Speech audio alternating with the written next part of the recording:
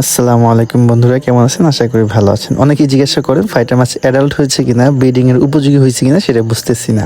অনেকে মাছ কেনার সময় বলেন যে ভাই মাছটা কি অ্যাডাল্ট, এটা কি ব্রিড করবে?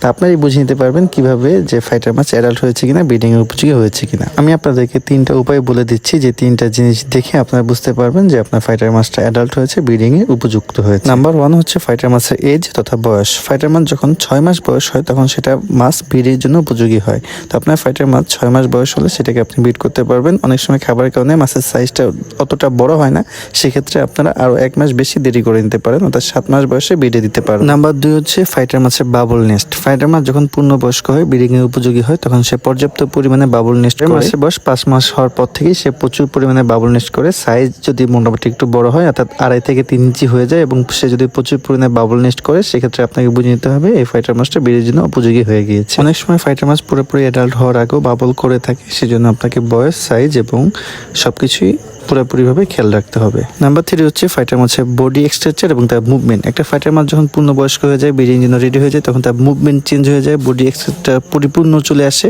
অর্থাৎ ফাইটার মাছের সৌন্দর্যটা পরিপূর্ণ যখন প্রকাশ পাবে, তখন বুঝতে হবে যে ফাইটার মাছটা ব্রিডের জন্য রেডি হয়ে গিয়েছে। আশা করি ভিডিওটি আপনাদের পছন্দ হয়েছে। এই ধরনের আরো ভিডিও পেতে অবশ্যই চ্যানেলটি সাবস্ক্রাইব করে পেজটি ফলো দিয়ে রাখবেন। আর আপনাদের আরো যদি নিত্য নতুন কোনো ভিডিও প্রয়োজন হয়, সেটা কমেন্ট বক্সে আমাকে জানিয়ে দিবেন। সকলে ভালো থাকবেন। আল্লাহ হাফেজ।